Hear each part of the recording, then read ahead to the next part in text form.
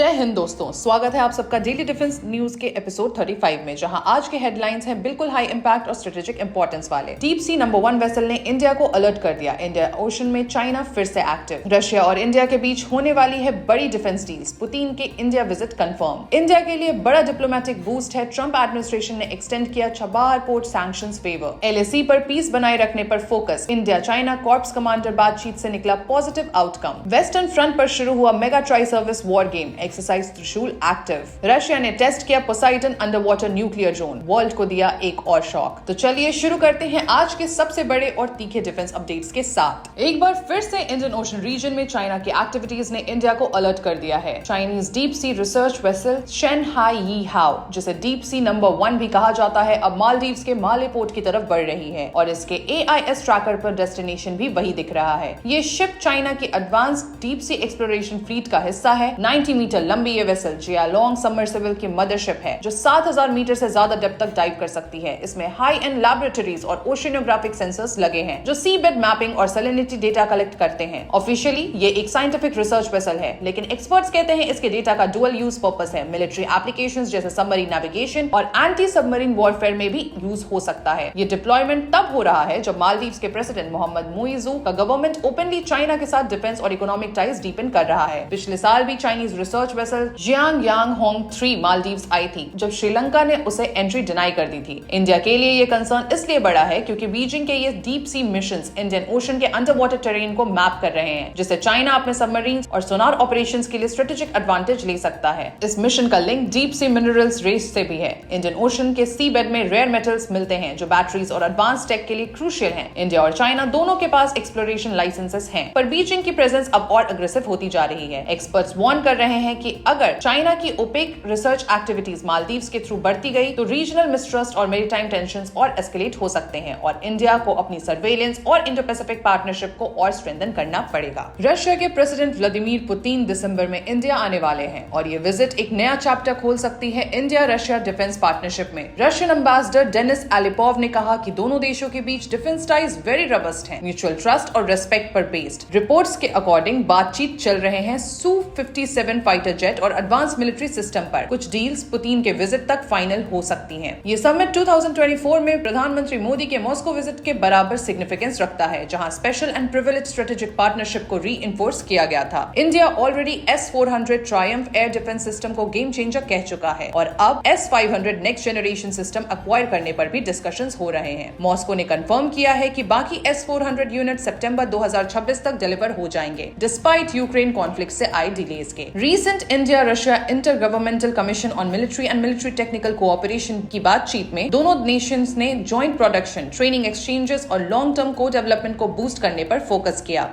पुतिन्स दिसंबर visit सिर्फ एक diplomatic meet नहीं, ये इंडिया रशिया स्ट्रेटेजिक पार्टनरशिप को एक न्यू एज डिफेंस अलायंस में ट्रांसफॉर्म करने का स्टेप है। एक बड़ी डिप्लोमेटिक रिलीफ के तौर पे ट्रंप 2.0 एडमिनिस्ट्रेशन ने चबाहार पोर्ट पर इंडिया के ऑपरेशंस के लिए सैंक्शंस वेवर अप्रैल 2026 तक एक्सटेंड कर दिया है। इस डिसीजन के बाद इंडिया अपनी स्ट्रेटेजिक प्रेजेंस ईरान के चबाहार पोर्ट पर बिना किसी रुकावट के जारी रख सकता है। ये पोर्ट अफगानिस्तान और सेंट्रल एशिया तक पहुंचने के लिए इंडिया के लिए लाइफलाइन माना जाता है, क्योंकि ये पाकिस्तान को बाईपास करता है। इंडिया पोर्ट्स ग्लोबल लिमिटेड के अंडर चल रहा चबाहार पोर्ट एक मेजर कनेक्टिविटी हब है, जो इंडिया को सेंट्रल एशिया और रशिया से कनेक्ट करता है और ये सिर्फ 172 किलोमीटर की दूरी पर है पाकिस्तान के ग्वादार पोर्ट से, जिससे इसकी स्ट्रेटेजिक वैल्यू और बढ़ जाती है। वेवर रिन्यूएबल का ये स्टेप दिखाता है कि वॉशिंगटन अब इंडिया की रीजनल जरूरत को समझ रहा है, स्पेशली जब चाइना गल्फ रीजन में अपना इकोनॉमिक फुटप्रिंट एक्सपैंड कर रहा है। पिछले कुछ सालों में चबाहार ने 5 मिलियन टन से ज्यादा कार्गो हैंडल किया और इंडिया ईरान के बीच 10 साल का एग्रीमेंट भी साइन हुआ, जिससे पोर्ट ऑपरेशंस अब लॉन्ग टर्म स्टेबिलिटी मिलेगी।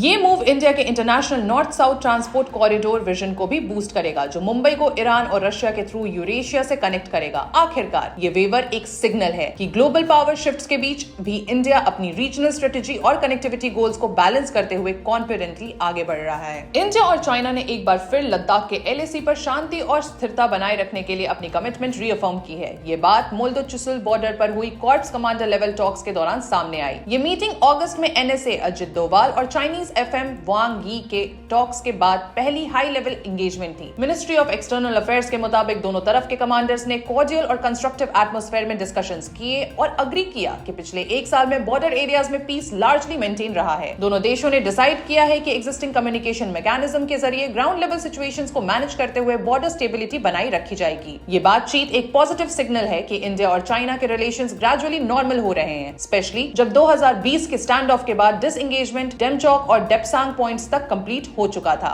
फिर भी दोनों तरफ के 50-60 हजार ट्रूप्स अब भी तैनात हैं और फुल डी एस्केलेशन अभी पेंडिंग है। बीजिंग के स्टेटमेंट के मुताबिक मीटिंग में दोनों मिलिट्रीज ने एक्टिव और इन डेप्थ कम्युनिकेशन कंटिन्यू करने पर फोकस किया ताकि वेस्टर्न सेक्टर में पीस सस्टेन रहे। ओवरऑल ये मीटिंग स्ट्रक्चर डिप्लोमेसी के रिवाइवल का एक नया चैप्टर है, जहां दोनों एशियन पावर्स ट्रस्ट बिल्डिंग और लॉन्ग टर्म बॉर्डर इक्विलिब्रियम के डायरेक्शन में आगे बढ़ रहे हैं। इंडिया ने वेस्टर्न फ्रंट पर शुरू किया है एक्सरसाइज त्रिशूल। ऑपरेशन सिंदूर के बाद सबसे बड़ा ट्राई सर्विस वॉर गेम, जिसमें आर्मी, नेवी और एयरफोर्स एक साथ इंटीग्रेटेड ऑपरेशंस परफॉर्म कर रहे हैं। ये मेगा एक्सरसाइज 30 अक्टूबर से 10 नवंबर 2025 तक चलेगी, जिसमें लगभग 25,000 आर्मी पर्सनल मोबिलाइज किए गए हैं। सिविलियन एयर स्पेस सेफ्टी के लिए नोटैम भी इशू किया गया है। Drill creek zones, desert regions और सौराष्ट्र कोस्ट लाइन तक स्ट्रेच करेगी, जहां लैंड, एयर और सी ऑपरेशंस एक साथ सिमुलेट होंगे। एयरफोर्स ने Rafale, Su-30 MKI, AEW&C, IL-78 रिफ्यूलर्स और आर्म ड्रोन्स डिप्लॉय किए हैं ताकि ऑफेंसिव और सपोर्ट मिशंस रियल टाइम में टेस्ट हो सकें। इंडियन नेवी के फ्रंटलाइन वॉरशिप्स सौराष्ट्र के पास एम्फिशियस लैंडिंग और मैरीटाइम कॉम्बैट एक्सरसाइजेस परफॉर्म कर रहे हैं, जबकि आर्मी के टैंक्स, आर्टिलरी और missile units live fire drills कर रहे हैं। इस एक्सरसाइज का मेन फोकस है जॉइंटनेस, इंटरऑपरेबिलिटी और इंडिजिनस वेपन सिस्टम्स की बैटलफील्ड टेस्टिंग। एक्सरसाइज त्रिशूल का एम है ट्राई सर्विस सिनर्जी को नेक्स्ट लेवल तक ले जाना, एक स्ट्रॉन्ग मैसेज कि इंडिया अपने वेस्टर्न बॉर्डर्स पर फुल्ली इंटीग्रेटेड और कॉम्बैट रेडी है। रशिया ने एक स्ट्रेटेजिक लीप लिया है। सक्सेसफुली टेस्ट किया गया nuclear powered under water drone Poseidon, जिसे पुतिन ने डिस्क्राइब किया as unlimited range and unmatched destructive power. ये सबमर्सिबल ड्रोन एक मिनी न्यूक्लियर रिएक्टर से चलता है, जो नॉर्मल सबमरीन रिएक्टर से 100 गुना छोटा है, लेकिन near endless under water endurance देता है। पोसाइडन को डेडिकेटेड मदर सबमरीन से लॉन्च किया गया था और ये न्यूक्लियर या कन्वेंशनल वॉरहेड दोनों कैरी कर सकता है। कोस्टल सिटीज और नेवल बेसिस पर स्ट्राइक के लिए डिजाइन किया गया है। पुतिन ने कहा है ये सिस्टम मिसाइल डिफेंस नेटवर्क्स को कंप्लीटली बाईपास कर सकता है, making it a game changer in under water strategic warfare. उन्होंने ये भी कंफर्म किया कि सरमट इंटरकॉन्टिनेंटल बैलिस्टिक मिसाइल और ब्यूरोवेट्सनिक न्यूक्लियर पावर्ड क्रूज मिसाइल भी एडवांस टेस्टिंग स्टेजेस पर हैं। दोनों के पास अनलिमिटेड रेंज और नेक्स्ट जनरेशन न्यूक्लियर प्रोपल्शन है। ब्यूरोवेट्सनिक ने अपने लेटेस्ट टेस्ट में 15 घंटे तक 14,000 किलोमीटर का फ्लाइट कंप्लीट किया, showing Russia's focus on futuristic high endurance weapons. ये टेस्ट क्लियर करते हैं रशिया अपने न्यूक्लियर डेटरेंस आर्किटेक्चर को मॉडर्न और अनप्रेडिक्टेबल बना रहा है, sending a powerful signal to the world major powers. तो दोस्तों, ये थे आज के टॉप डिफेंस अपडेट्स, जहां एक तरफ चाइना अपनी मैरीटाइम एक्टिविटी से इंडियन ओशन में मूवमेंट बढ़ा रहा है, तो दूसरी तरफ इंडिया अपनी स्ट्रेटेजिक और मिलिट्री रेडीनेस दोनों पे इक्वली फोकस कर रहा है। आपको क्या लगता है, इंडिया को इंडो पैसिफिक रीजन में चाइना के अग्रेसिव रिसर्च वेसल से निपटने के लिए क्या कदम लेने चाहिए? अपने थॉट्स कमेंट सेक्शन में जरूर लिखिए। अगर आपको वीडियो पसंद आई हो तो लाइक, शेयर और सब्सक्राइब जरूर करें, ताकि आपको मिलती रहे रोज की डेली डिफेंस डोज। मिलते हैं नेक्स्ट एपिसोड में न्यू अपडेट्स के साथ। तब तक के लिए जय हिंद, जय भारत।